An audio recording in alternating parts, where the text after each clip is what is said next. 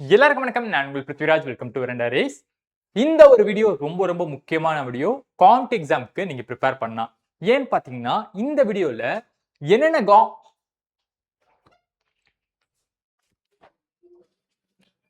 எல்லாருக்கும் வணக்கம். நான் உங்கள் Prithviraj. Welcome to Veranda Race. So நீங்க கவர்மெண்ட் எக்ஸாம் கிளியர் பண்ணி வேலைக்கு போகணும் அப்படின்னு நினைச்சீங்கன்னா இந்த ஒரு வீடியோ ரொம்ப முக்கியமான வீடியோ.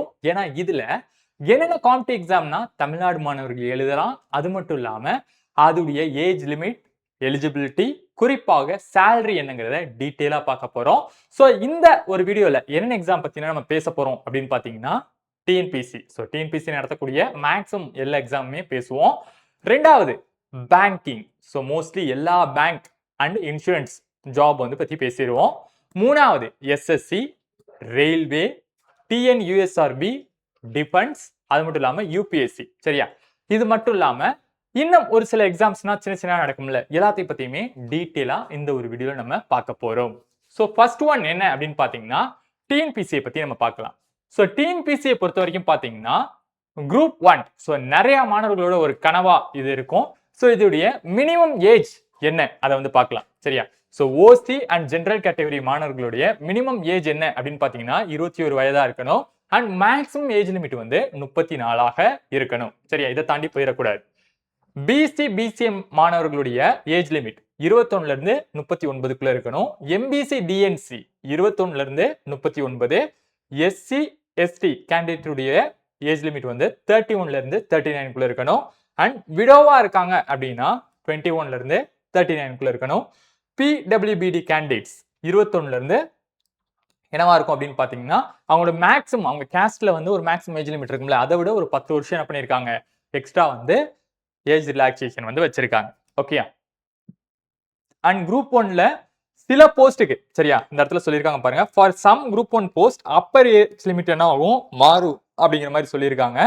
ஸோ ஏஜ் எதை வச்சு கம்பேர் பண்ணி பண்ணுவாங்க அப்படின்னு பாத்தீங்கன்னா மேக்ஸிமம், சரியா, அந்த வருஷம் ஒரு நோட்டிபிகேஷன் ரிலீஸ் ஆகுதுன்னா அதுல என்ன பண்ணிடுவாங்க, ஒரு குறிப்பிட்ட நாள் கொடுத்துருவாங்க, இந்த நாளுக்குள்ள வந்து இவ்வளவு ஏஜ் இருக்கணும் அப்படின்னு. சரியா? ஸோ அதனால அந்த டேட்டை வந்து நோட்டிபிகேஷன்ல சொல்லுவாங்க, அது தெளிவா பார்த்துக்கோங்க. ஓகே. ஸோ அடுத்து group 2 and group 2A. So இதை பத்தி பார்க்கலாம். So minimum age, maximum age, OC general இருக்காங்களா, ஸோ அவங்களுக்கு 18ல இருந்து 32க்குள்ள இருக்கணும். ஓகே. ஸோ ஓபிசி பிசிஎம்க்கு 18ல இருந்து மேக்ஸிமம் ஏஜ் லிமிட் கிடையாது அப்படின்னு சொல்லியிருக்காங்க, மினிமம் 18. ஓகே. அடுத்து எம்பிசி டிஎன்சி மாணவர்கள் 18ல இருந்து மேக்ஸிமம் ஏஜ் லிமிட் கிடையாது. எஸ்சி எஸ்டி கேண்டிடேட் வந்து 18 வயசா இருக்கலாம் minimum, and maximum age limit கிடையாது அப்படிங்கிற மாதிரி சொல்லியிருக்காங்க. ஓகே. அண்ட் நிறைய மேக்ஸிமம் எல்லா போஸ்ட்டுக்கும் என்ன கிடையாது, அப்பர் ஏஜ் லிமிட் கிடையாது. சரியா? இந்த கேஸ்டுக்குனா, இந்த பர்டிகுலர் கேஸ்டுக்குனா. ஆனா ஒரு சில போஸ்டிங்னா வந்து என்ன இருக்கு, அப்பர் ஏஜ் லிமிட் இருக்கு, அதை செக் பண்ணிக்கோங்க. சரியா? இப்ப பாத்தீங்கன்னா எக்ஸிகியூட்டிவ் ஆபீசர் கிரேட் 3 இருக்காங்கல்ல, சோ அதுல வந்து அப்பர் ஏஜ் லிமிட் இருக்கு அப்படிங்கிற மாதிரி சொல்லியிருக்காங்க இந்த குறிப்பிட்ட கேஸ்டுக்கு. சரியா? சோ மேக்ஸிமம் போஸ்டிங்க்கு இருக்காது. சரியா? ஒரு சிலருக்கு மட்டும் சேஞ்ச் ஆகும், அதை என்ன பண்ணுங்க, நோட்டிபிகேஷன் செக் பண்ணிங்க. அடுத்து குரூப் 4. இதுல விஓ தான் வந்து மென்ஷன் பண்ணியிருக்கேன். நீங்க 10th பாஸ் ஆயிருக்கீங்க அப்படின்னா டிஎன்பிசி குரூப் 4 எழுதலாம். சரியா? சோ இதுல 10th உங்களோட குவாலிஃபிகேஷன் நல்லா கவனிச்சுக்கோங்க. உங்களுடைய குவாலிஃபிகேஷன் வந்து 10ஆவதா இருக்கு அப்படின்னா உங்களுடைய ஏஜ் லிமிட் ஓசி ஜெனரலா இருக்கீங்க நீங்க அப்படிங்கும்போது, உங்களுடைய கேஸ்ட் கேட்டகரி வந்து ஓசி அல்லது ஜெனரலா இருக்கீங்க அப்படின்னா மினிமம் ஏஜ் 18. சரியா? Maximum age 32. ஆனா விஓக்கு மினிமம் ஏஜ் என்னது 21. ஓகே. பிசி பிசிஎம்க்கு மினிமம் ஏஜ் 18, மேக்ஸிமம் வந்து 34. எம்பிசி டிஎன்சிக்கு 18ல இருந்து 34. எஸ்சிஎஸ்டி கேண்டிடேட்டுக்கு 18ல இருந்து 37 வரைக்கும் இருக்கலாம். அண்ட் விடோவா இருக்காங்க அப்படின்னா 18ல இருந்து 37 வரைக்கும் இருக்கலாம். And PWBD candidate, so maximum age limit என்ன ஆகும், நார்மலா இருக்கக்கூடிய, அவங்க வந்து ஓசியா இருக்காங்க அப்படின்னா அதை விட ஒரு 10 வயசு என்ன பண்ணலாம், அதிகமா வரைக்கும். சரியா? பிளஸ் 10 இயர்ஸ் வந்து ஏஜ் ரிலாக்ஸேஷன் இருக்கு அப்படிங்கிற மாதிரி கொடுத்துருக்காங்க. சரியா? குறிப்பா பாத்தீங்கன்னா நார்மலா மத்த போஸ்ட்டுக்கு தான் 18. ஆனா விஓ நீங்க எழுதணும் அப்படின்னு பாத்தீங்கன்னா விஓக்கு எலிஜிபிலிட்டி என்னன்னா மினிமம் உங்களோட ஏஜ் லிமிட் என்னவா இருக்கணும், 21 இருக்கணும். ஓகேயா? சரி. சோ இதுக்கு அடுத்து ஒரு முக்கியமான விஷயம். சோ உங்க எல்லாருக்குமே தெரிஞ்சிருக்கும், நீங்க டிஎன்பிசி குரூப் 4 எழுதுறீங்க, ஆனா நீங்க ஒரு டிகிரி குவாலிஃபிகேஷன், சரியா, உங்கள்ட்ட வந்து ஒரு டிகிரி இருக்கு அப்படின்னா உங்களுக்கு என்ன கிடையாது, மேக்ஸிமம் ஏஜ் லிமிட் கிடையாது. இது ரொம்ப ரொம்ப முக்கியமான விஷயம். சரியா? இந்த இடத்துல கொடுத்துருப்பேன்னு நினைக்கிறேன். சோ நிறைய no maximum age limit for இந்த கேட்டகரி யார் யாருன்னு பாத்துக்கங்க. BC, BCM, MBC, DNC, SC, SCA, ST and widow. சரியா? இவங்களுக்குனா நீங்க ஒரு டிகிரி முடிச்சிருக்கீங்க, இல்லாட்டி வந்து 10th விட அதிக குவாலிஃபிகேஷன் வச்சிருக்கீங்க. சரியா? ஹெச்எஸ்சி இல்லாட்டி டிப்ளமோ, டிகிரி, இன்ஜினியரிங் எப்படின்னா வச்சிருக்கீங்கன்னா நிறைய போஸ்டிங்க்கு. சரியா? சோ நிறைய குரூப் 4 போஸ்டிங்க்கு அப்பர் ஏஜ் லிமிட் கிடையாது. சரியா? நிறைய பேர் என்ன நினைக்கிறேன்னா வந்து 10th டிகிரி வச்சிருந்தா வந்து அப்பர் ஏஜ் லிமிட் கிடையாதுன்னு நினைக்கிறாங்க. ஆனா டிகிரி மட்டும் இல்ல, இன்னும் நிறைய குவாலிஃபிகேஷன் சரியா இருக்கு. அது வச்சிருந்தாலும் உங்களுக்கு அப்பர் ஏஜ் லிமிட் கிடையாது. அதனால உங்க ஃப்ரெண்ட்ஸ் ஏதாவது ஒரு டிப்ளமோ வச்சிருந்தாலும் சரி, அவங்கள என்ன பண்ணலாம், தாராளமா வந்து உனக்கு அப்பர் ஏஜ் லிமிட் கிடையாது, சோ தாராளமா குரூப் 4 எழுது அப்படின்னு நீங்க சொல்லலாம். சரியா? ஓகே. சோ இப்போ டீடைலா இன்னும் ஒரு சில விஷயம் பார்க்கலாம். என்னன்னு பாத்தீங்கன்னா salary. குரூப் 1 உடைய salary எவ்வளவு? சரியா? எந்த லிமிட்ல இருக்கும்? அப்ராக்ஸிமேட்டா கிராஸ் பே. சரியா? கிராஸ் பேங்கிறது மொத்த salary, கைக்கு வரது இல்ல, மொத்த salary எவ்வளவு? சரியா? அத பார்க்கலாம். டெப்டி கலெக்டர் இருக்காங்க அப்படின்னா குவாலிஃபிகேஷன் டிகிரி குவாலிஃபிகேஷன் அண்ட் அவங்களுடைய salary கிராஸ் பே வந்து 90 ல இருந்து 1,20,000 வரைக்கும் இருக்கும். சரியா? டிஎஸ்பி சோ அவங்களுக்கும் டிகிரி குவாலிஃபிகேஷன், இது எல்லாமே டிகிரி குவாலிஃபிகேஷன் தான். எதுக்கு? குரூப் 1க்கு. சரியா? குரூப் 1க்கு டிகிரி படிச்சிருந்தா மட்டும் தான் நீங்க எழுத முடியும். சோ பாத்தீங்கன்னா டிஎஸ்பிக்கு வந்து 90 ல இருந்து சேம் எல்லாமே வந்து கிட்டத்தட்ட என்னது 90,000 ல இருந்து 1,20,000 கொடுத்திருக்காங்க. அடுத்தடுத்து சரியா மொத 3 போஸ்டிங் தான் அந்த கேட்டகரியில இருக்கு. சோ அதுக்கு அடுத்து பாத்தீங்கன்னா வந்து கொஞ்சம் salary வந்து குறையுது. சோ டிஸ்ட்ரிக்ட் ரெஜிஸ்ட்ரேட்டர் அவங்களுக்கு வந்து 85,000 ல இருந்து 1,10,000 வரைக்கும் salary இருக்கு. அந்த மாதிரி தான் அது கீழ அடுத்து டிஸ்ட்ரிக்ட் எம்ப்ளாய்மென்ட் ஆபீசர் அந்த மாதிரி மத்த கேட்டகரிக்கும் வந்து அத மத்த போஸ்டிங்க்கும் வந்து salary என்னவா இருக்கு? நியர்பை சேமா தான் இருக்கு. இது கிராஸ் பே தான், டேக் ஹோம் salary கிடையாது. சரியா? டேக் ஹோம் salary இதை விட கொஞ்சம் கம்மியா இருக்கும். சரியா? ரொம்ப கம்மியா இருக்காது. இப்ப 90,000 அதை விட ஒரு கொஞ்சம் கம்மியா ஒரு 80,000 வரைக்கும் என்னவாகும்? கைக்கு வந்து வரும். ஓகே. சோ அடுத்து குரூப் 2. சோ குரூப் 2 பொறுத்த வரைக்கும் பாத்தீங்கன்னா அதோட இன்டர்வியூ போஸ்ட். சரியா? சோ அத பத்தி பார்க்கலாம். சோ எலிஜிபிலிட்டி அப்படின்னு பாத்தீங்கன்னா எல்லாமே வந்து டிகிரி, கண்டிப்பா டிகிரி முடிச்சிருக்கணும். அண்ட் சப் ரெஜிஸ்ட்ரேட்டர் இருக்காங்களா, சோ அவங்களுடைய salary 60,000 ல இருந்து 80,000 வரைக்கும் இருக்கும் அப்படிங்கிற மாதிரி சொல்லியிருக்காங்க. அடுத்து முனிசிபல் கமிஷனருடைய salary 60,000 ல இருந்து 80,000. சரியா? இந்த மாதிரி ஒவ்வொரு போஸ்டிங்க்கும் salary எவ்வளவு அப்படிங்கிற மாதிரி சொல்லியிருக்கேன். அசிஸ்டன்ட் செக்ஷன் ஆபீசர் 55,000 ல இருந்து 75,000. லேபர் இன்ஸ்பெக்டர் 55,000 ல இருந்து 75,000. இந்த மாதிரி ஒவ்வொன்றா வந்து கொடுத்திருக்கேன். சரியா? சோ அப்ப கிராஸ் பே பாத்தீங்கன்னா கிட்டத்தட்ட எதுல இருந்து எதுக்குள்ள இருக்கும்னா 55,000 ல இருந்து 80,000 இருக்கும். அடுத்து குரூப் 2A. சோ இதுடைய நான் இன்டர்வியூ போஸ்ட். சோ இதுக்கான salary பார்க்கலாம். சரியா? So assistant so any degree, கண்டிப்பா இது எல்லாமே எனி டிகிரி தான். அண்ட் salary பாத்தீங்கன்னா 45,000 ல இருந்து 65,000. ஆடிட்டர் 45,000 ல இருந்து 65,000. இந்த மாதிரி ஒவ்வொன்றா கொடுத்திருக்கோம். சோ ஓவராலா salary எவ்வளவு இருக்கும் அப்படின்னு பாத்தீங்கன்னா 45,000 ல இருந்து 65,000 வரைக்கும் இந்த போஸ்டிங் எல்லாத்துக்குமே இருக்கும். சரியா? சோ அதுக்கு அடுத்து கடைசியா வந்து யாரு நம்ம பார்க்க போறோம்? குரூப் 2 குரூப் 4 பார்க்க போறோம். ஓகே. சோ குரூப் 4 பொறுத்த வரைக்கும் ஃபர்ஸ்ட் விஏஓ. சரியா? விஏஓ உடைய salary எவ்வளவு அப்படின்னு பாத்தீங்கன்னா 28,000 ல 42,000 இருக்கும் கிராஸ் பே. சோ அடுத்து மத்த எல்லா போஸ்டிங்குமே மேக்ஸிமம் பாத்தீங்கன்னா வந்து 25,000 ல இருந்து 42,000 இல்லாட்டி 40,000 வரைக்கும் இருக்கு. Junior assistant, typist, steno typist அந்த மாதிரி எல்லாத்துக்குமே. அண்ட் குறிப்பா பாத்தீங்கன்னா ஃபாரஸ்ட் கார்டு. சரியா? சோ இங்கேயுமே வந்து குவாலிஃபிகேஷன் 10வது பாஸ் தான், எஸ்எல்சி தான். ஆனா salary பாத்தீங்கன்னா கிட்டத்தட்ட விஏஓ salary 28,000 ல இருந்து 42,000 வரைக்கும் பே வந்து கொடுக்குறாங்க. சரியா? அப்ப கிராஸ் பே குரூப் 4ல எவ்வளவு அப்படின்னு பாத்தீங்கன்னா எல்லா போஸ்டிங்க்கும் ஆவரேஜ் பண்ணீங்கன்னா ஒரு 25,000 ல இருந்து 42,000 வரைக்கும் உங்களுக்கு கிராஸ் பே வந்து கிடைக்கும். சரியா? சோ அடுத்து சிடிஎஸ் டெக்னிக்கல் போஸ்ட். சோ இதுக்கான salary எவ்வளவு அப்படின்னு பாத்தீங்கன்னா சோ ஒவ்வொரு போஸ்டிங்க்கும் வந்து சின்ன சின்ன வேரி ஆகுது. சோ ஆவரேஜா எவ்வளவு இருக்கும் கிராஸ் பே அப்படின்னு பாத்தீங்கன்னா 60,000 ல இருந்து 1,00,000 வரைக்கும் இருக்கும். ஓகேயா? சரி. சோ நான் டிஎன்பிஎஸ்சி படிக்கணும்னு ஆசைப்படுறேன் சார், எந்த எக்ஸாமுக்கு நான் ப்ரிப்பேர் பண்றது? இது நிறைய பேருக்கு கன்ஃபியூசிங்கா இருக்கும். சரியா? ஃபர்ஸ்ட் உங்களோட ஏஜ் லிமிட் செக் பண்ணிக்கங்க. சரியா? உங்க ஏஜ் லிமிட், உங்க குவாலிஃபிகேஷன், எலிஜிபிலிட்டி அத வச்சு தான் என்ன பண்ணுவீங்க ஃபிக்ஸ் பண்ண முடியும் நீங்க எதுக்கு படிக்கிறது. ஏன்னா ஒரு சில பேர் என்ன முடிச்சிருப்பீங்க, 12th முடிச்சிருப்பீங்க, டக்குன்னு வந்து குரூப் 1 எழுதலாமா அப்படின்னா குரூப் 1 அப்போதைக்கே உங்களால எழுத முடியாது. நீங்க ஒரு டிகிரி முடிச்சிருந்தா என்ன பண்ண முடியும், எழுத முடியும். சரியா? சோ உங்களோட குவாலிஃபிகேஷன் தெளிவா பார்த்துட்டு அதுக்கு அடுத்து அப்ளை பண்ணுங்க. சோ ஏஜ் லிமிட் எகைன் இந்த இடத்துல கொடுத்திருக்கேன். ஓகேயா? சரி. சோ இதுல முக்கியமா நீங்க என்ன பார்க்கணும், உங்களோட எலிஜிபிலிட்டி. குரூப் 1க்கு எல்லா போஸ்டுக்குமே டிகிரி வேணும். சரியா? குரூப் 2க்கு எல்லா போஸ்டுக்குமே நீங்க டிகிரி ஹோல்டரா இருந்தா எல்லா போஸ்டுமே என்ன பண்ணலாம், இந்த 4 group 1, group 2, group 2A, CTS. சரியா? அதுலயுமே என்ன பண்ணலாம், மேக்ஸிமம் அப்ளை பண்ணலாம். சரியா? நான் 10th தான் சார் முடிச்சிருக்கேன், எனக்கு எது சார் பெஸ்ட் அப்படின்னு பாத்தீங்கன்னா கண்டிப்பா குரூப் 4 வந்து உங்களுக்கு சூப்பரான ஒரு ஆப்ஷன். நீங்க 10th முடிச்சிருக்கீங்கன்னா நிறைய போஸ்ட்டுக்கு என்ன பண்ணலாம், அதை வச்சு நீங்க எக்ஸாம் எழுதலாம். ஈவன் பிஏஓ கூட என்ன பண்ணலாம், 10th குவாலிஃபிகேஷன் வச்சு நீங்க தாராளமா எழுதலாம். சரியா? ஸோ இன்ஜினியரிங் முடிச்சிருக்கேன் சார். டிஎன்பிஎஸ்சி கிளியர் பண்ண ஆசை, இன்ஜினியரிங் முடிச்சிருக்கேன். அது ஒரு மிகப்பெரிய ஒரு பிளஸ் தான். நீங்க சிடிஎஸ் அதாவது டெக்னிக்கல் போஸ்ட்னா நீங்க ட்ரை பண்றது ரொம்ப உங்களுக்கு நல்லது. சரியா? ஸோ மத்த எக்ஸாம் ட்ரை பண்ணலாம். அதுவும் என்னது ட்ரை பண்ணீங்கன்னா உங்களுக்கு அடிஷனல் அட்வான்டேஜ். ஓகே. ஸோ அடுத்து bank exam.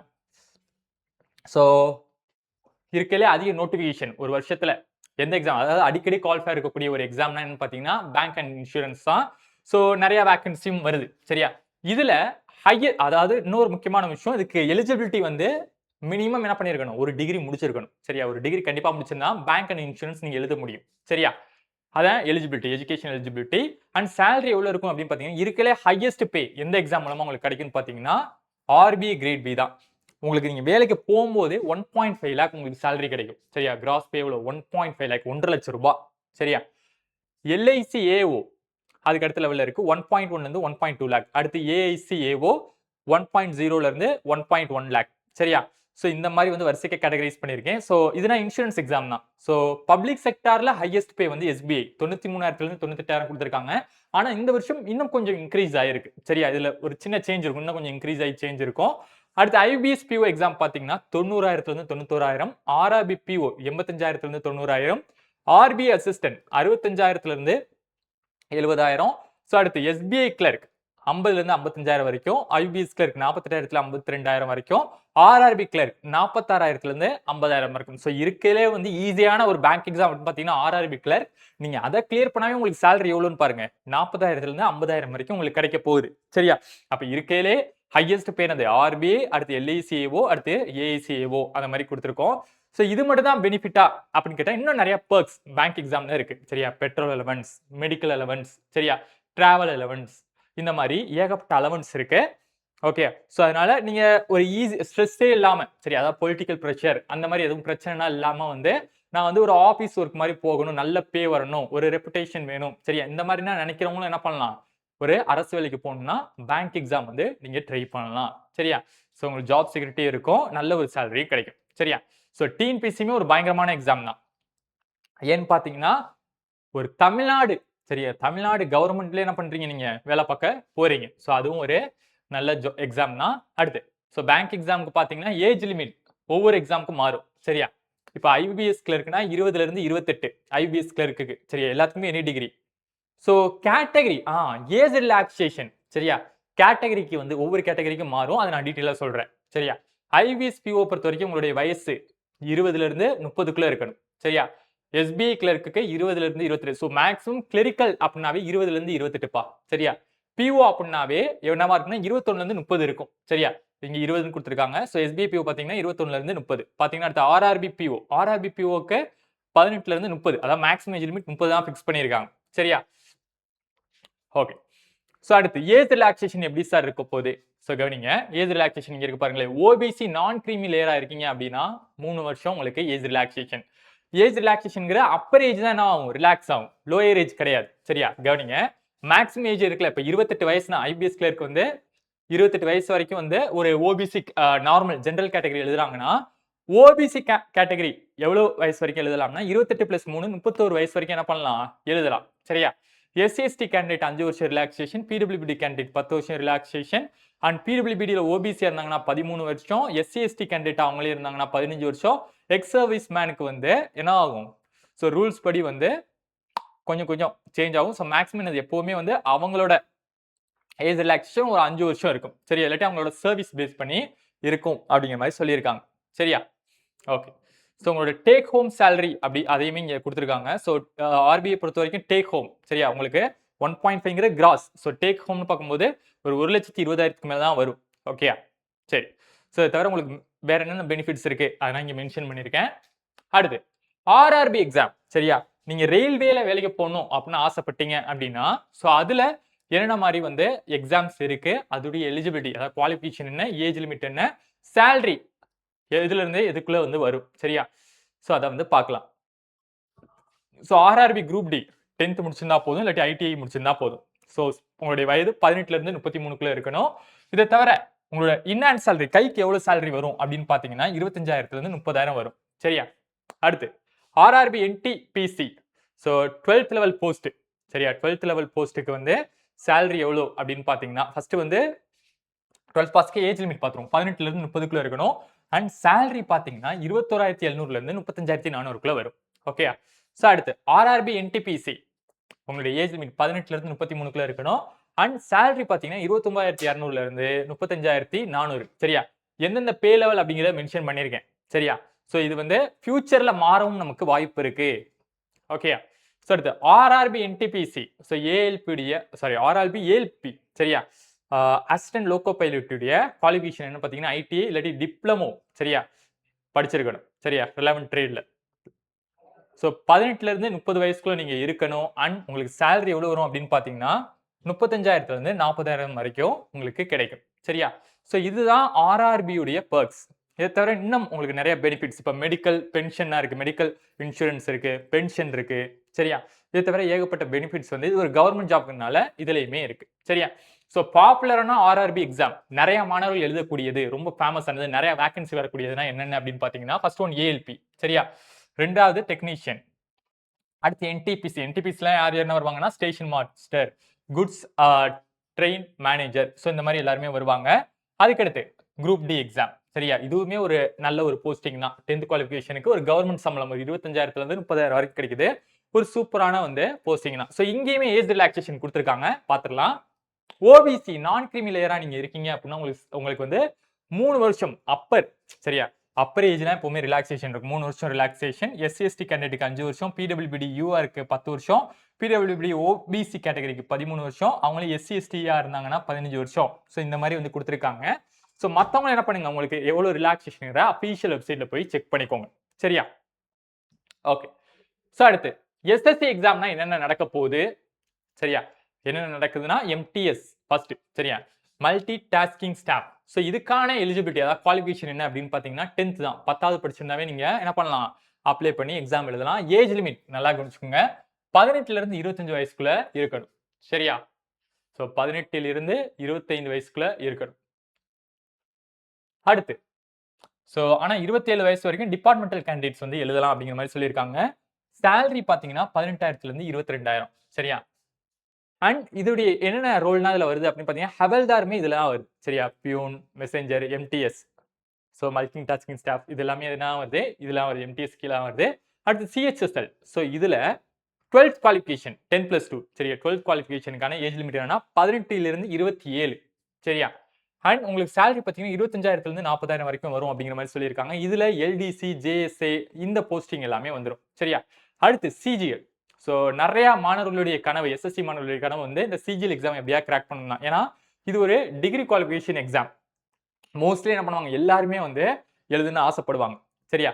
So age limit வந்து ஒரு சில இடத்துல வந்து என்ன சேஞ்ச் ஆகும். நார்மலா 18ல இருந்து 27 வயசு வரைக்கும் நிறைய போஸ்டிங் எழுதலாம். அண்ட் ஒரு சில போஸ்டிங்க்கு 18ல இருந்து 30, இன்னொரு சில போஸ்டிங் 32 வயசு வரைக்குமே நீங்க எழுதலாம். ஓகேயா. ஸோ இங்க சேலரி எவ்வளவு அப்படின்னு பாத்தீங்கன்னா 35,000ல இருந்து 80,000 வரைக்குமே நீங்க சேலரி வாங்கலாம். அண்ட் போஸ்டிங் பாத்தீங்கன்னா income tax inspector, assistant section officer, இந்த மாதிரி நிறைய போஸ்டிங் வந்து இருக்கு மக்களே. ஸோ அதை தெளிவா பார்த்துக்கோங்க. அடுத்து எஸ்எஸ்சி சிபிஓ.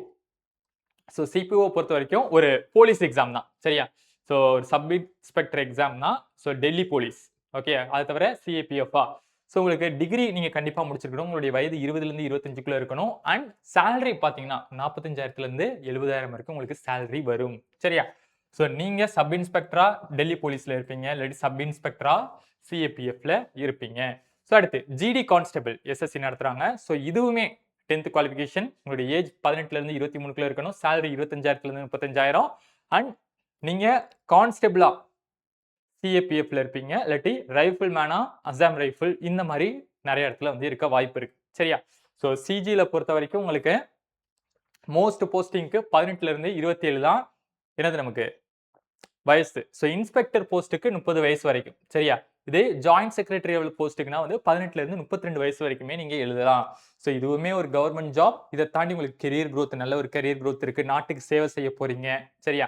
உங்களுக்கு ஒர்க் லைஃப் பேலன்ஸ் இருக்கும், ரெஸ்பெக்ட் இருக்கும், நல்ல ஒரு சேலரி இருக்கும், எல்லாமே இருக்கும் சரியா. உங்களுக்கு ஸ்ட்ரெஸ்ஸே இருக்காது, நிறைய பெனிஃபிட்ஸ் இருக்கு சரியா. ஸோ எஸ்எஸ்சி படிக்கக்கூடிய மாணவர்களுக்கு கண்டிப்பா இந்த வீடியோவை ஷேர் பண்ணி விடுங்க. டிஎன்பிசி, எஸ்எஸ்சி, பேங்கிங், ரயில்வே எந்த மாணவர்களாக இருந்தாலும் அவங்க எல்லாருக்குமே இது கண்டிப்பா யூஸ்ஃபுல்லா இருக்கும். ஸோ ஏஜ் ரிலாக்சேஷன் பார்த்தீங்கன்னா ஓபிசிக்கு 3 வயசு 3 வருஷம், எஸ்சி எஸ்டிக்கு 5, பிடபிள்யூபிடி யூஆருக்கு வந்து 10 அண்ட் அவங்களே ஓபிசியா இருந்தா 13, எஸ்சிஎஸ்டியா இருந்தா 15, எக்ஸ் சர்வீஸ் மேனுக்கு 3 வருஷம் வந்து ஏஜ் ரிலாக்ஸேஷன் கொடுத்துருக்காங்க. சரியா? ஸோ பாப்புலரான ரோல்னா என்ன? நிறைய பேருக்கு வந்து எஸ்எஸ்சியில் வந்து ஒரு சில ஜாப்ஸ் வந்து ரொம்ப பிடிக்கும். சரியா? ஆடிட்டர் ஆகணும், இல்லாட்டி வந்து இன்கம் டேக்ஸ் இன்ஸ்பெக்டர் ஆகணும், இந்த மாதிரி வந்து நிறைய ஆகணும் அப்படின்னு ஆசை இருக்கும் அவங்களோட குவாலிஃபிகேஷன் வச்சு. சரியா? ஸோ இந்த பாப்புலர் போஸ்டிங்லாம் நம்ம கொடுத்துருக்கோம். அடுத்து ஸோ 4 மேஜர் எக்ஸாம் பார்த்தாச்சா? ஸோ அதுக்கடுத்து தமிழக மாணவர்கள் சரியா நிறைய பேர் டிஎன்யூஎஸ்ஆர்பி அதாவது போலீஸ் ஆயிரணும் அப்படிங்கிறது ஒரு கனவா இருக்கும். சரியா? சின்ன வயசுல இருந்தே. ஸோ தமிழ்நாட்டில் 2 போஸ்டிங் சரியா மேக்ஸிமம் மாணவர்கள் வந்து எழுதுவாங்க. ஒன்று என்ன அப்படின்னு பார்த்தீங்கன்னா கிரேட் 2 லெவல் கான்ஸ்டபிள், இன்னொன்று என்ன அப்படின்னு பார்த்தீங்கன்னா இன்ஸ்பெக்டர். சரி, அதாவது sub inspector, SI. So police கான்ஸ்டபிளுக்கான குவாலிஃபிகேஷன் அப்படின்னு பார்த்தீங்கன்னா 10வது 10th படிச்சிருந்தா போதும், எஸ்எஸ்எல்சி. சரியா? ஸோ ஏஜ் லிமிட் ஜென்ரல் கேட்டகரிக்கு வந்து 18ல இருந்து 26க்குள்ள இருக்கணும். அண்ட் சேலரி பார்த்தீங்கன்னா 18,200ல இருந்து 67,000 வரைக்கும் வந்து அதாவது சேலரி ஸ்கேல் இவ்வளவு வச்சிருக்காங்க. சரியா? ஸோ அடுத்து அப்ராக்சிமேட்டா அவங்க கைக்கு எவ்வளவு வரும் அப்படின்னு பார்த்தீங்கன்னா 30,000ல இருந்து 40,000. சரியா? ஸோ அலவன்ஸ் எல்லாமே சேர்த்து தான் கொடுத்துருக்கோம். அதுக்கு செலக்ஷன் ப்ராசஸ் எப்படி இருக்கும் அப்படின்னு பார்த்தீங்கன்னா ரிட்டன் எக்ஸாம் இருக்கும். அது தவிர பிஇடி பிஎம்டி ஸோ அந்த எக்ஸாம் பிசிக்கல் எக்ஸாம்னா இருக்கும். அதுக்கடுத்து என்னது சர்டிஃபிகேட் வந்து வெரிஃபிகேஷன் பண்ணுவாங்க அப்படிங்கிற மாதிரி கொடுத்துருக்காங்க. அடுத்து எஸ்ஏயை பொறுத்த வரைக்கும் குவாலிஃபிகேஷன் என்ன அப்படின்னு பார்த்தீங்கன்னா கண்டிப்பா நீங்க ஒரு டிகிரி முடித்த மாணவராக இருக்கணும். அதை தவிர ஏஜ் லிமிட் ஜென்ரல் கேட்டகரிக்கு தான் இங்க கொடுத்துருக்கேன். ஸோ ரிலாக்ஸேஷன் இங்க வச்சிருக்கேன். சரியா? 20ல இருந்து 30க்குள்ள உங்களோட ஏஜ் லிமிட் இருக்கணும். சரியா? அதுக்கடுத்து சேலரி பார்த்தீங்கன்னா உங்களோட டேக் ஹோம் சேலரியே பார்த்துருவோம். 55,000ல இருந்து 70,000 வரைக்கும் இருக்கும் அலவன்ஸ்னா சேர்த்து அப்படிங்கிற மாதிரி சொல்லியிருக்காங்க. ஸோ ரிட்டன் எக்ஸாம் இருக்கும், அதுக்கடுத்து பிஎம்டி இருக்கும். ஸோ அது தவிர வைவா, அதுக்கடுத்து என்ன இருக்கும் நமக்கு சர்டிஃபிகேட் வெரிஃபிகேஷனுமே இருக்கும் அப்படிங்கிற மாதிரி சொல்லியிருக்காங்க. ஸோ ஏஜ் ரிலாக்ஸேஷன் இந்த இடத்துல கொடுத்துருக்கேன், நீங்க செக் பண்ணிக்கோங்க. Okay right. அடுத்து ஸோ எது சார் பெஸ்ட் பிசியா இல்லாட்டி வந்து எஸ்ஏயா? சார் நான் 10th தான் சார் முடிச்சிருக்கேன், நான் கொஞ்சம் ஃபாஸ்ட்டாக வந்து வேலைக்கு போகணும், ஏதாவது கவர்மெண்ட் ஜாப் போகணும், எனக்கு காம்படிஷன் கம்மியாக இருக்கணும், ஈஸியாக வந்து கவர்மெண்ட் வேலைக்கு போகணும், பெரிய காம்படிஷன் இருக்கக்கூடாது அப்படின்னு நினைச்சீங்கன்னா டக்குன்னு என்ன பண்ணுங்க கான்ஸ்டபிள் எக்ஸாம் எழுதுங்க, ஒரு வேலையை சீக்கிரம் வாங்கிடுங்க. சரியா? இல்லை நான் ஒரு டிகிரி முடிச்சிருக்கேன், நான் வந்து போகும்போதே ஒரு ஆஃபீஸர் ரேங்க்லாம் போகணும் அப்படின்னு ஆசைப்பட்டீங்கன்னா ஹையர் சேலரி ஆஃபீஸர் ரேங்க்லாம் போகணும், ப்ரொமோஷன் அடுத்தடுத்து டக்குன்னு இருக்கணும் அப்படின்னு நீங்க நினைச்சீங்கன்னா எஸ்ஐ கண்டிப்பாக ட்ரை பண்ணீங்கன்னா நல்லா இருக்கும். சரியா? 2 எக்ஸாமே நல்ல எக்ஸாம் தான். ஸோ உங்களுக்கு எது பிடிச்சிருக்கோ அதை என்ன பண்ணுங்க ட்ரை பண்ணுங்க. ஓகேயா? ரைட். இதை தவிர இன்னும் நிறைய பெனிஃபிட்ஸ் இருக்கு. அண்ட் ஒரு மென்னா இருந்தாங்கன்னா அவங்களுடைய ஹைட் எவ்வளவு இருக்கணும் அப்படிங்கிறத கொடுத்துருக்காங்க. அண்ட் செஸ்ட் எவ்வளவு நார்மலா இருக்கணும், ஓப்பன் எக்ஸ்பேண்ட் ஆகும்போது எவ்வளவு இருக்கணும் அப்படிங்கிற மாதிரி கொடுத்துருக்காங்க. ஃபீமேலுக்கு ஹைட் வந்து கொடுத்துருக்காங்க. ஸோ செக் பண்ணிக்கோங்க. சரியா? ஸோ அடுத்து டிஃபென்ஸ் எக்ஸாம். ஸோ என்னென்ன மாதிரி டிஃபென்ஸ் எக்ஸாம்லாம் நடத்துறாங்க அப்படின்னு பார்த்தீங்கன்னா என்டிஏ, அடுத்து சிடிஎஸ், அஃப்காட், அக்னிவீர், அதுவே ஆர்மிக்கும் நடக்குது, நேவிக்கும் நடக்குது, ஏர்ஃபோர்ஸுக்கும் நடக்குது. அடுத்து சிஏபிஎஃப், ஏசி, ஸோ அடுத்து கோஸ்ட் கார்டு. சாரி, இவ்வளோ எக்ஸாம் வந்து நமக்கு நடக்குது. ஓகேயா? ஸோ ஏஜ் ரிலாக்ஸேஷன் எப்பவும் போல ஓபிசிக்கு 3 வருஷம், எஸ்சிஎஸ்டிக்கு 5 வருஷம், பிடபிள்யூபிடிக்கு 10 வருஷம் அண்ட் எக்ஸ் சர்வீஸ் மேனுக்கு நோட்டிஃபிகேஷனை பொறுத்து என்ன ஆகும் ஏஜ் ரிலாக்ஸேஷன் வந்து மாறும் அப்படிங்கிற மாதிரி சொல்லியிருக்காங்க. ஸோ டிஃபென்ஸ்னாவே மேக்ஸிமம் எப்படி இருக்கும் நமக்கு கண்டிப்பாக ரிட்டன் இருக்கும், அதுக்கடுத்து வந்து பிசிக்கல் டெஸ்ட் இருக்கும், மெடிக்கல் டெஸ்ட்டும் இருக்கும். ஸோ அடுத்து ட்ரைனிங், அதுக்கடுத்து என்ன இருக்கும் டேரக்டா நீங்க நாட்டுக்கு சேவை பண்ண போறீங்க. சரியா? நிறைய மாணவர்களுக்கு எப்படியாவது டிஃபென்ஸ்குள்ள போகணும் அப்படிங்கிறது ஒரு இலக்கா இருக்கும். ஸோ அவங்க உங்களோட ஏஜ் லிமிட்டுக்கு ஏற்ற மாதிரி தான் நீங்க சூஸ் பண்ண முடியும். சரியா? நீங்க இப்போ 12th பாஸ் ஆயிருக்கீங்க, உங்களுடைய வயது 16.5ல இருந்து சரியா 16 வயசுல இருந்து 19 வயசா இருக்கு அப்படின்னா உங்களுக்கு சேலரி வந்து பாருங்க 56,000க்கு நீங்க வாங்கலாம், 56,000 வரைக்கும் சேலரி வாங்கலாம். சரியா? அந்த வயசுல அதுக்கு நீங்க என்ன பண்ணணும் என்டிஏ எக்ஸாம் எழுதி பாஸ் பண்ணி உள்ள போகணும். சரியா? அப்படி போனீங்க அப்படின்னா ஆர்மி, நேவி, ஏர்ஃபோர்ஸ்ல உங்களுக்கு 56,000 வரைக்கும் உங்களுக்கு சேலரி கிடைக்கும். சரியா? Starting CTS combined defence service. So கண்டிப்பா நீங்க ஒரு டிகிரி முடிச்சிருக்கணும், உங்களுடைய வயது 19ல இருந்து 25க்குள்ள இருக்கணும். ஓகே. அடுத்து உங்களுக்கு சேலரி 56,000. ஸோ இதுல கிளியர் பண்றவங்க எதுல போவீங்க அப்படின்னு பாத்தீங்கன்னா IMA, OTA, INA, FA. So இதுல வந்து செலக்ட் ஆகி வேலை பார்ப்பீங்க. அடுத்து ஆஃப்காட்டை பொறுத்த வரைக்கும் நீங்க ஒரு டிகிரி இன்ஜினியரிங் முடிச்சிருக்கலாம், இல்லாட்டி ஒரு ஆர்ட்ஸ் முடிச்சிருக்கலாம். ஸோ பிளேயிங் ஆஃபீஸருடைய ஏஜ் 20ல இருந்து 24க்குள்ள இருக்கணும். அண்ட் கிரவுண்ட் டியூட்டி பார்க்குறவங்களுக்கு 20ல இருந்து 26க்குள்ள இருக்கணும். அண்ட் சேலரி பார்த்தீங்கன்னா 56,000. ஸோ இது ஏர்ஃபோர்ஸ் கீழே வந்துடும். அடுத்து அக்னிவீரே 3 இருக்கு, ஆர்மி, நேவி, ஏர்ஃபோர்ஸ்னு. ஸோ ஆர்மியை பொறுத்த வரைக்கும் 10th 12th 2 குவாலிஃபிகேஷனுமே எலிஜிபிள். சரியா? நேவியை பொறுத்த வரைக்கும் 12th மட்டும்தான். அண்ட் அக்னிவீரை பொறுத்த வரைக்கும் பார்த்தீங்கன்னா 12th இருக்காங்க. இதை தவிர டிப்ளமோ இன்ஜினியரிங்ல டிப்ளமோ முடிச்சிருந்தீங்கனாலுமே இருக்கு. சரியா? ஏஜ் லிமிட் பார்த்தீங்கன்னா 17.5ல இருந்து 21 வரைக்கும் நீங்க எழுதலாம். சரியா? சேலரி பார்த்தீங்கன்னா மூணுக்குமே கிட்டத்தட்ட 30,000 இருந்து 40,000 வரைக்கும் தான் சேலரி. ஓகே. ஸோ அக்னிவீர் நிறைய பேருக்கு தெரிஞ்சிருக்கும். சரியா, உங்க ஃப்ரெண்ட்ஸ் யாராவது வந்து அக்னிவீர் ஜாயின் பண்ணணும், எப்படியா பாஸ் ஆகணும் அப்படின்னு நினைச்சாங்கன்னா, அவங்களுக்கு இந்த வீடியோ என்ன பண்ணுங்க, கண்டிப்பா ஷேர் பண்ணி விடுங்க. ஏஜ் லிமிட் என்ன, சேலரி எவ்வளவு கிடைக்குது, எல்லாத்தையுமே டீட்டெயிலா வந்து எக்ஸ்பிளைன் பண்ணி நான் சொல்லியிருக்கேன். சரியா, அடுத்து சிஏபிஎஃப் பொறுத்த வரைக்கும் எனி டிகிரி தான். 20ல இருந்து 25 வயசுக்குள்ள என்ன பண்ணலாம், நீங்க இருந்தீங்கன்னா அப்ளை பண்ணலாம். 56,000 சேலரி. சரியா, கோஸ்ட் கார்டை பொறுத்த வரைக்கும் 12வது நீங்க படிச்சிருக்கணும். 18ல இருந்து 22 வயசுக்குள்ள நீங்க இருக்கணும். 25,000ல இருந்து 35,000 சேலரி அண்ட் இந்தியன் கோஸ்ட் கார்டுல நீங்க வேலை பார்க்க போறீங்க. ஓகே. ஸோ 12th முடிச்சோடனே எது சார் பெஸ்ட் ஆப்ஷன்? என்ன பொறுத்த வரைக்கும் நான் என்னென்ன சொல்லுவேன் அப்படின்னு பார்த்தீங்கன்னா, என்டிஏ இல்லாட்டி அக்னிவீர், இந்த 3 அக்னிவீருமே நீங்க சூஸ் பண்ணலாம். அடுத்து கோஸ்ட் கார்டு. சரியா, 12th குவாலிஃபிகேஷனுக்கு நல்ல ஒரு ஜாப். ஸோ அடுத்து டிகிரி முடிச்சதுக்கு அப்புறம் எது சார் பெஸ்ட் அப்படின்னு பார்த்தீங்கன்னா, ஃபர்ஸ்ட் சிடிஎஸ். சரியா, ஒரு நல்ல ஜாப் டிகிரி முடித்தவர்களுக்கு. ஸோ அதுக்கு அடுத்த லெவலில் ஆஃப்காட், சிஏபிஎஃப், ஏசி, ஸோ இந்த மாதிரினா இருக்கு. ஸோ அதை வந்து செக் பண்ணிக்கோங்க. சரியா, அண்ட் நீங்க என்சிசி மாணவர்களாக இருந்தால் உங்களுக்கு ஒரு சில ஸ்பெஷல் என்ட்ரினா இருக்கும். சரியா, ஸோ என்சிசி உங்க ஃப்ரெண்ட் யாராவது வந்து டிகிரி முடிச்சுட்டு என்சிசி சர்டிஃபிகேட், சீட் சர்டிஃபிகேட் வச்சிருக்காங்க அப்படின்னா அவங்களுக்கு இதை தெரியப்படுத்துங்க. சரியா, அவங்களுக்கும் நிறைய பெனிஃபிட் இருக்கு. அவங்களுக்கு தனியாகவும் என்ன இருக்கு, ஸ்பெஷல் என்ட்ரியும் இருக்கு. சரியா, ஸோ அடுத்து ஹையஸ்ட் பே எதுல கிடைக்குது அப்படின்னு பாத்தீங்கன்னா என்டிஏ. சரியா, என்டிஏல 56,000ல இருந்து 1,77,500 வரைக்கும் உங்களுக்கு கொடுக்குறாங்க. சரியா, பே வச்சு கொடுத்துருக்கேன். ஸோ பாப்புலரான எக்ஸாம் அப்படின்னு பாத்தீங்கன்னா army officer, navy officer, air force officer and எல்லாமே ஃபேமஸ் தான். சரியா, ஆர்மி டிஃபென்ஸ்னாவே ஃபேமஸ் தான். ஓகே. ஸோ அடுத்து லாஸ்டா காம்படிட்டிவ் எக்ஸாம்ல நிறைய மாணவர்கள், சரியா, எந்த காம்படிட்டிவ் எக்ஸாம் படிச்சாலும் எல்லாருக்கும் ஆசை இருக்கக்கூடிய ஒரு வேலை என்ன அப்படின்னு பாத்தீங்கன்னா யூபிஎஸ்சி. சரியா, ஸோ இதுல இந்தியாவுடைய ஹையஸ்ட் போஸ்டிங் என்னென்ன இருக்கும். சரியா, காம்படிட்டிவ் எக்ஸாம், அதாவது ஒரு எக்ஸாம் எழுதி கிளியர் பண்ணி போறோம்ல, ஸோ அதுல ஹையஸ்டா என்ன இருக்கும் அப்படின்னு பாத்தீங்கன்னா ஐஏஎஸ், ஐபிஎஸ், ஐஎஃப்எஸ், ஐஆர்எஸ் அதெல்லாம் இருக்குல்ல. ஸோ அந்த எக்ஸாம் அதை டீட்டெயிலா நம்ம பார்க்க போறோம். சரியா, ஓகே. ஸோ ஃபர்ஸ்ட் இதுக்கு எனி டிகிரி, கண்டிப்பா டிகிரி நீங்க முடிச்சிருக்கணும். சரியா, இதை தவிர இந்தியனா இருக்கணும். மோஸ்ட்லி ஒரு சில முக்கியமான போஸ்டிங் கண்டிப்பா என்னவா இருக்கணும், நீங்க சிட்டிசன் ஆஃப் இந்தியாவா இருக்கணும். ஓகே. ஸோ இதை தாண்டி உங்களோட எஜுகேஷன் குவாலிஃபிகேஷன் நீங்க இந்தியாவில் இருக்கக்கூடிய சரி ஒரு ரெகக்னைஸ்டு யூனிவர்சிட்டியில கண்டிப்பாக படிச்சிருக்கணும். சரியா, அதான் சொல்லியிருக்காங்க.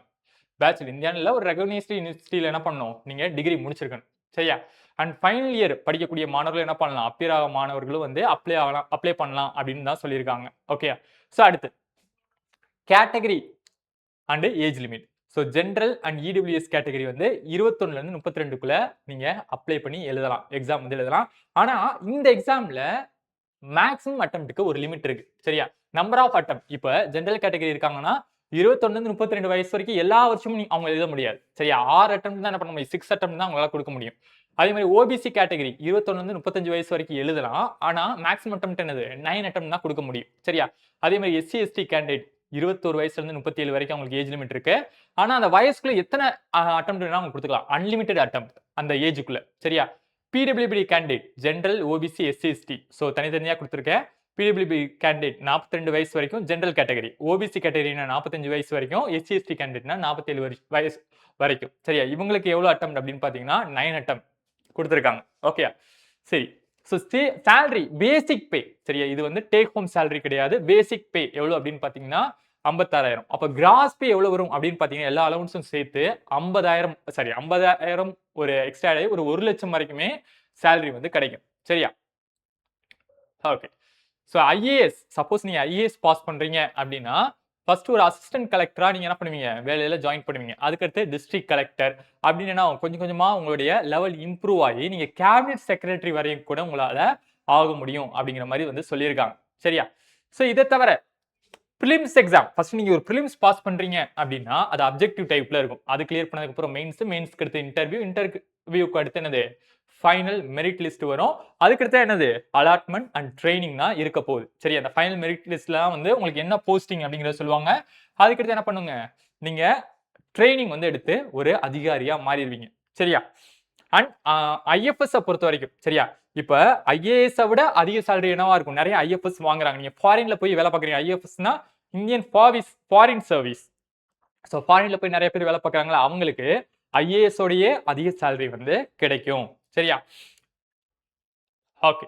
ஸோ அவ்வளவுதான் மக்களே. ஸோ எல்லா எக்ஸாம் பத்தியும் மேக்ஸிமம் என்ன பண்ணியாச்சு, நம்ம டீட்டெயிலா பார்த்தாச்சு. ஸோ இந்த வீடியோ கீழே உங்களுக்கு பிடிச்ச காம்படிட்டிவ் எக்ஸாம் என்ன, சரியா, அதை மறக்காம என்ன பண்ணுங்க, கமெண்ட் பண்ணுங்க. பேங்கிங்கா, டிஎன்பிசியா, எஸ்எஸ்சியா நீங்க எந்த அதிகாரி ஆக போறீங்கிறத மறக்காம கமெண்ட் பண்ணுங்க. இந்த வீடியோ உங்க ஃப்ரெண்ட்ஸ் யாராவது என்ன காம்படிட்டிவ் எக்ஸாம் படிக்கலாம் அப்படின்னு கன்ஃபியூசிங்ல இருந்தாங்க அப்படின்னா அவங்களுக்கு ஷேர் பண்ணுங்க. இது ரொம்ப யூஸ்ஃபுல்லா உங்களுக்கு இருக்கும். ஏன்னா மோஸ்ட்லி எல்லா காம்படிட்டிவ் எக்ஸாம பத்தியுமே நம்ம இங்க பேசியாச்சு. சரியா? இத கண்டிப்பா உங்களுக்கு அனுப்பி விடுங்க. ரொம்ப ரொம்ப யூஸ்ஃபுல்லா இருக்கும். நீங்களும் மறக்காம இந்த வீடியோக்கு ஒரு லைக்க போட்டு மறக்காம நம்ம சேனலையும் ஃபாலோ பண்ணிக்கங்க. அடுத்த ஒரு யூஸ்ஃபுல்லான வீடியோல உங்களை வந்து சந்திக்கிறேன். நன்றி மற்றும் வணக்கம்.